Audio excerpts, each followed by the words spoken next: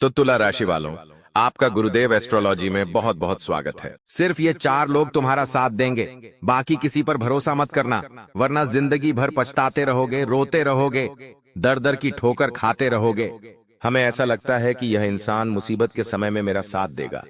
मुझे किसी से उम्मीद नहीं है, लेकिन इस इंसान से मुझे बड़ी उम्मीद है। तो एक बात का ध्यान रखना, सबसे बड़ा धोखा तुम्हें उस इंसान से ही मिलेगा, क्योंकि धोखे की खासियत होती है देने वाला कोई अपना होता है।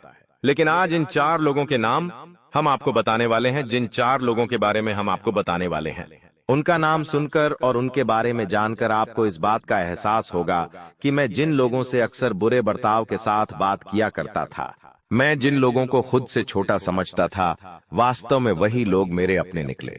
और बुरे समय में उन लोगों ने ही मेरा साथ निभाया, और जिन्हें मैं अपना समझता था, उन्होंने तो औकात दिखा दी। लेकिन सिर्फ ये 4 लोग मेरे काम आए। आखिर वो कौन है? आपको उन्हें कैसे पहचानना है? गुरुजी ने एक एक बात विस्तार से आगे बताई है। कौन किस जगह आपके काम आने वाला है, कैसे काम आने वाला है, और आपको अपनी जिंदगी के गद्दारों को कैसे पहचानना है। सबसे पहले बजरंग बली के सच्चे भक्त इस वीडियो को लाइक कर दे और सच्चे सनातन हिंदू कमेंट बॉक्स में जय श्री राम जरूर लिखें। आज उन्हें बड़ी खुशखबरी मिलेगी। देखिए, समय बहुत तेजी के साथ निकलता जा रहा है।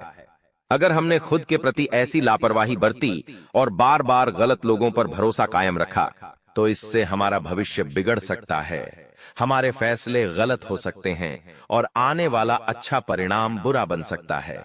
इसलिए बहुत जरूरी है कि हम जिंदगी में ऐसे लोगों से दूरी बना ले जो हमारे किसी काम के नहीं हैं, और ऐसे लोगों का हाथ थाम ले जो जिंदगी के हर मोड़ पर हमारे काम आने वाले हैं। लेकिन जमाना कलयुग का चल रहा है। एक बार चारों युगों को ब्रह्मा जी ने अपने पास बुलाया। सबसे पहले सतयुग को भगवान ब्रह्मा ने बुलाया और कहा कि तुम्हारे समय में इंसान कैसा होगा, उसका कर्म कैसा होगा। तो सतयुग ने ब्रह्मा जी से कहा कि मेरे समय में हर इंसान स्वर्ग में जाएगा। जिसके बाद त्रेता युग को बुलाया और उससे पूछा कि बताओ तुम्हारे समय में इंसान कैसा रहेगा। तो त्रेता ने कहा कि जैसे मेरे बड़े भाई रहेंगे वैसा ही मैं रहूंगा, यानी मेरे इस युग में भी हर इंसान स्वर्ग जाएगा। बात आई जब द्वापर युग की, तो ब्रह्मा जी ने द्वापर युग से पूछा कि तुम्हारे समय में लोग कैसे रहेंगे, कहां जाएंगे, कैसे कर्म करेंगे। तब द्वापर युग ने कहा कि मेरे युग में भी मेरे दोनों भाइयों की तरह लोग स्वर्ग में जाएंगे। लेकिन जब ब्रह्मा जी ने कलयुग को बुलाया और उससे पूछा कि तुम्हारे युग में लोग कैसे होंगे, तो उसने कहा कि मेरे तीनों भाई के युग में लोग स्वर्ग जा रहे हैं, लेकिन मेरा युग एकदम उल्टा होगा। मेरे युग में हर इंसान केवल नरक ही जाएगा, क्योंकि उसके कर्म ही बुरे होंगे। वो विश्वासघाती होगा, मांसाहारी होगा, झूठ बोलने वाला होगा, महिलाओं पर अत्याचार करने वाला होगा, पापी होगा। तो स्वर्ग जाने का तो कोई सवाल ही नहीं उठता। और आज के दौर में हमें ऐसे ही नजारे देखने को मिल रहे हैं, जहां भाई केवल एक जमीन के टुकने के लिए दूसरे भाई से रिश्ता तोड़ देता है, जहां एक मां मिलकर 4 बच्चों को संभाल रही है, लेकिन 4-4 बच्चे मिलकर भी एक मां को नहीं संभाल पा रहे। हमें ऐसे कलयुग के नजारे देखने को मिल रहे हैं, और ऐसे कलयुग में उन 4 लोगों को ढूंढना जो तुम्हारे ऊपर जान लुटाएंगे, जो हर हाल में तुम्हारे साथ खड़े रहेंगे। ऐसे लोगों को ढूंढना बड़ा मुश्किल है। यूं समझ लो भूसे के ढेर में से सुई ढूंढने के बराबर है। लेकिन गुरुजी तुम्हें उन्हें पहचानने की ऐसी कला सिखाने वाले हैं, जिससे तुम पल भर में समझ जाओगे कि हां, मैं इस इंसान पर भरोसा कर सकता हूं, मैं इसे अपना पार्टनर बना सकता हूं, अपना रिश्तेदार बना सकता हूं, अपना दोस्त बना सकता हूं। मुझे विश्वास हो चुका है कि ये मेरा साथ कभी नहीं छोड़ेगा। उसका नाम भी गुरुजी आगे बताएंगे, उसकी पहचान भी गुरुजी आगे बताएंगे। लेकिन तुम्हारी जिंदगी की सबसे बड़ी समस्या है क्या है कि अगर तुम्हारे जीवन में 100 लोग हैं, तो 90 लोग तुमसे जलने वाले हैं, और कुछ चुनिंदा 8 या 10 लोग ही ऐसे हैं जो तुम्हारा अच्छा सोचते हैं। इसलिए गुरुजी तुम्हें सावधान कर रहे हैं कि तुम्हारा जीवन बहुत संघर्षों से भरा रहा है। तुमने अपनी जिंदगी के हर लम्हे को बहुत डर के साथ और बहुत सावधानी के साथ जिया है, क्योंकि बचपन से लेकर आज तक तुमने बहुत बलिदान दिए हैं। तुम्हारी बहुत सारी चाहतें थे, लेकिन वो पूरी नहीं हो पाई, तो तुमने भगवान पर विश्वास रखा कि आज नहीं तो कल मुझे वो जरूर मिलेगा। लेकिन अब जब तुम बड़े हो गए हो तो तुम्हारी जिम्मेदारी बन गई है कि तुम परिपक्व हो जाओ, अच्छे बुरे का भेद समझना सीख जाओ, खुद को ये समझाओ कि अब बचपना नहीं रहा। बचपन में दोस्ती होती है तो वो दोस्ती खास होती है, लेकिन जब वही दोस्त बड़े हो जाते हैं तो एक दूसरे की सफलता देखकर आपस में जलने लगते हैं। मान लो तुम्हारा कोई मित्र है, तुम पिछले 14 से 15 सालों से एक साथ रहे हो, वो तुमसे थोड़ा भी आगे निकल जाएगा और तुम कुछ नहीं कर पाओगे, तो तुम्हारे मन में उसके प्रति जलन भावना आना स्वाभाविक है। जब वो आगे बढ़ जाएगा और महंगी महंगी कारें खरीदेगा, बड़ा बंगला खरीदेगा, महंगा आईफोन खरीदेगा और तुम्हारे पास सस्ता सा फोन होगा, छोटा सा घर होगा, छोटी सी गाड़ी होगी, तो भगवान से एक सवाल जरूर होगा कि आखिर मैंने तेरा क्या बिगाड़ा था। तो धीरे धीरे उस इंसान को लेकर के दूसरे इंसान के मन में बहुत ज्यादा कटुता आने लगती है, दुश्मनी आने लगती है, जिससे सबसे पहले तो वो उसे ढंग से जवाब नहीं देता और धीरे धीरे रिश्ते खत्म हो जाते हैं।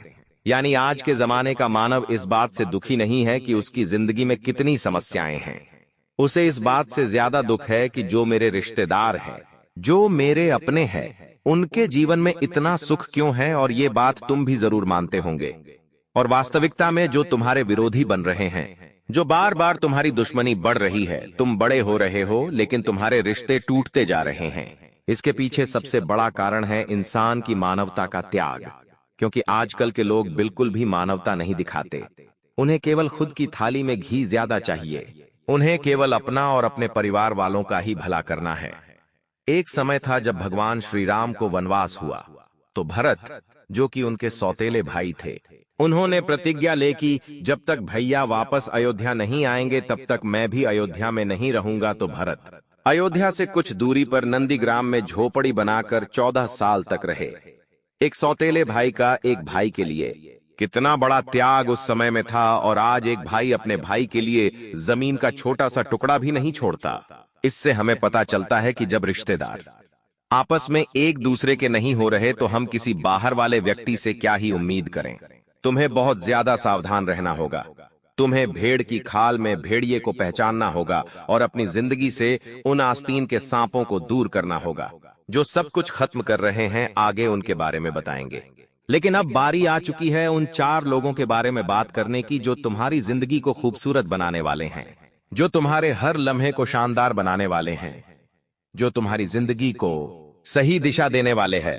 लेकिन उनका नाम जानने से पहले, अगर तुम भी माता रानी के सच्चे भक्त हो, सच्चे हिंदू हो, तो इस वीडियो को लाइक करना मत भूलना, साथ में चैनल को सब्सक्राइब कर लो। सबसे पहले नंबर पर जो इंसान है वह है तुम्हारा जीवन साथी। एक बात का ध्यान रखना कि हमारा जीवन साथी कैसा होगा ये हमारे नसीब में लिखा होता है, लेकिन रिश्ता हम किस तरह से निभाएंगे ये हमारे हाथ में होता है। अगर तुम्हारी जिंदगी में कोई ऐसा जीवन साथी है जो हमेशा तुम्हारी कद्र करता है या तुम्हारी कद्र करती है, वो हमेशा तुम्हारी चिंता करेगी। तुम जो पैसे कमा रहे हो उस पैसों का एक एक कतरा बचाने की कोशिश करेगी। जब भी तुम ऑफिस से थक हार कर चिंता लेकर अपने घर आओगे तो तुम्हारी बालों में प्यार से तेल की चंपी करेगी, तुमसे मुस्कुराकर कुछ बातें करने की कोशिश करेगी ताकि तुम अपनी सारी चिंताओं को भुला दो। लेकिन तुम्हारा स्वभाव उस समय कुछ अच्छा नहीं होगा, तो तुम उससे बात करना पसंद नहीं करोगे, तो वो तुम्हारी डांट भी झेल लेगी, लेकिन अंततः तुम्हारे चेहरे पर मुस्कान लाकर ही छोड़ेगी। पहले नंबर पर हम जिस इंसान की बात कर रहे हैं वो है तुम्हारा जीवन साथी। इसलिए जिंदगी में एक अच्छे जीवन साथी का होना बहुत जरूरी है, क्योंकि मान लीजिए तुम्हारे घर में तुम्हारा जीवन साथी ही खराब आ गया, जिसके साथ तुम्हें अपना पूरा दिन बिताना है, अपनी पूरी रात बितानी है, बात बात पर लड़ाई झगड़ा, हर समय रोक टोक, हर चीज में बेतुकी बातें करना, अत्यधिक खर्चा करना और कभी भी तुम्हारे इमोशंस की चिंता ना करना, ऐसा जीवन साथी मिल जाए तो जिंदगी नरक बन जाती है। लेकिन जहां लाख लोग तुम्हारे खिलाफ खड़े हों, लेकिन अगर वो तुम्हारे साथ है, तुम्हें कंधा दे रहा है या कंधा दे रही है, तो तुम्हारे अंदर एक हिम्मत जागृत होती है और वही हिम्मत तुम्हें एहसास कराती है कि चाहे सब लोग आपका साथ छोड़ दें, लेकिन ये वही है जो जीवन पर्यंत तुम्हारा साथ नहीं छोड़ने वाली। इन 4 लोगों में सबसे पहले नंबर पर है तुम्हारा जीवन साथी, लेकिन ये तुम्हारे नसीब है कि वो तुम्हें कैसा मिलता है। दूसरे नंबर पर जिस इंसान की हम बात करने जा रहे हैं उससे तुम्हारा घनिष्ठ रिश्ता है, और वो इंसान है जो तुम्हारा सबसे खास दोस्त है। एक ऐसा दोस्त जिससे तुम्हारी मित्रता आज की नहीं है बल्कि सालों पुरानी है। तुम बचपन में साथ खेले हो, साथ बड़े हुए हो। जिंदगी में जब कोई दुख आता है तो तुम सबसे पहले उसके साथ वो बात साझा करते हो, क्योंकि तुम्हारे मन में विश्वास है कि मुझे उसे कुछ बात बताने से उस बात का हल मिलेगा। अगर तुम्हारी जिंदगी में सच में एक ऐसा दोस्त है, चाहे वो स्त्री है या पुरुष है, मायने नहीं रखता। मायने रखता है कि एक ऐसा इंसान जो आंधी रात को जरूरत पड़ने पर भी एक कॉल करने पर तुम्हारे आसपास आकर खड़ा हो जाता है। चाणक्य कहते हैं कि तुम्हारी जिंदगी में जब सुख का समय है, शादी का समय है, जन्मदिन का समय है, कोई भी अच्छा कार्यक्रम है, वहां तुम्हारे जीतने भी मित्र हैं। वो तुम्हारे अच्छे मित्र है, तुम इसकी पहचान नहीं कर सकते। लेकिन मान लो तुम्हारे घर में किसी की मृत्यु हुई है, तुम्हारे घर में किसी को कोई बीमारी हुई है, तुम्हें कुछ बीमारी हुई है या कोई भी आर्थिक संकट तुम्हारे घर पर आया है, तो उन सभी लोगों में से कुछ चंद ही एक या दो ऐसे मित्र होंगे जो उस समय तुम्हारे साथ खड़े होंगे। तो समझ जाना कि ये वही लोग हैं, चाहे लाख दुनिया मेरा साथ छोड़ दे। लेकिन ऐसे समय में भी अगर ये मेरे साथ है तो मैं इन पर विश्वास कर सकता हूं। ये मुझे छोड़कर कभी नहीं जाएंगे। ये आपके अंदर भाव आना चाहिए, और ये भाव आपके अंदर तभी आएगा जब कोई इंसान आपके लिए कुछ करेगा। आज का जमाना तमाशा देखने वाला है। साथ देने वाले इस जमाने में थोड़े कम मिलते हैं, लेकिन मिल गए तो जिंदगी रोड से आलीशान हो जाती है, समय खराब से शानदार हो जाता है। ऐसा इंसान जीवन में होना यानी हर बुरे समय को हंसकर बिता देना, क्योंकि जिंदगी हर कदम पर परीक्षा लेती है। उस परीक्षा में कभी कभी इंसान टूट जाता है, कभी कभी निराश हो जाता है, कभी इतना डिप्रेशन में चला जाता है कि जब तक कोई अपना दोस्त आकर उसे हिम्मत नहीं देता, तब तक वो डिप्रेशन से बाहर नहीं आता। इसलिए वो इंसान जो आंधी रात को तुम्हारे बुरे समय में तुम्हारे साथ खड़ा है, जिसे तुम अपने घर की गुप्त बातें भी बता रहे हो, यानी तुम्हें उस पर आंख मूंद कर विश्वास है, वही इंसान उन 4 लोगों में से हैं जो कभी तुम्हारा साथ नहीं छोड़ेगा।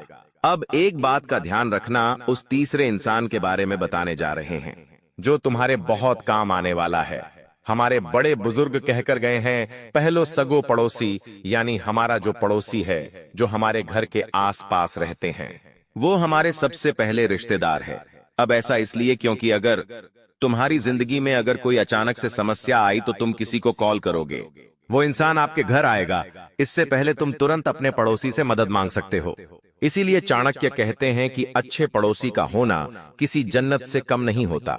एक ऐसा पड़ोसी जिसके साथ तुम बाहर बैठकर गप्पे लड़ाते हो, एक ऐसा पड़ोसी जिसके साथ तुम बाहर शॉपिंग मॉल में शॉपिंग करने भी चले जाते हो, एक ऐसा पड़ोसी जिसके घर में छोटी छोटी दिक्कतों में तुम उसका साथ निभाते हो। जब तुम्हारे जिनमन में कोई समस्या आती है, चाहे बात पैसों की हो, चाहे बात सपोर्ट की हो, वो तुम्हारे आसपास खड़े रहते हैं। वास्तव में ऐसे पड़ोसी हमारे लिए बहुत बड़े मसीहा होते हैं। इसीलिए हमें इतना समझ लेना चाहिए कि ये हमारा साथ कभी नहीं छोड़ेंगे। लेकिन आज के जमाने में हर इंसान को यह सुख नहीं मिल पाता, क्योंकि लोग फ्लैट में शिफ्ट हो रहे हैं, वहां एक दूसरे के पड़ोसियों से को किसी से कोई मतलब नहीं है, कोई किसी से कुछ नहीं बोलता। लेकिन कई जगह ऐसी है जहां लोग आपस में मिलजुल कर रहते हैं, प्यार से रहते हैं, आस पड़ोस वालों से प्यार करते हैं, उनसे हंस खेल कर रहते हैं। जब कुछ घर में अच्छा बनता है तो एक दूसरे के यहाँ भिजवाते हैं, इससे उनके बीच में प्रेम बढ़ता है। और यही प्रेम जब कई सालों का हो जाता है, मतलब जब 2 इंसान 10 साल 20 साल एक दूसरे के आसपास है रहते हैं, तो उनके बीच में एक पारिवारिक संबंध बन जाता है, जिससे कि हम ये समझ सकते हैं कि वो इंसान भी वो तीसरा इंसान हो सकता है जहां सब तुम्हें छोड़ दे, लेकिन वो तुम्हें कभी नहीं छोड़ेगा। अब चौथे नंबर पर जिसकी बात हम कर रहे हैं वो है तुम्हारा पालतू पशु। आज के इस दौर में हमें पशुओं के कई ऐसे उदाहरण मिल जाते हैं जहां उनकी वफादारी इंसानों से भी बढ़कर होती है।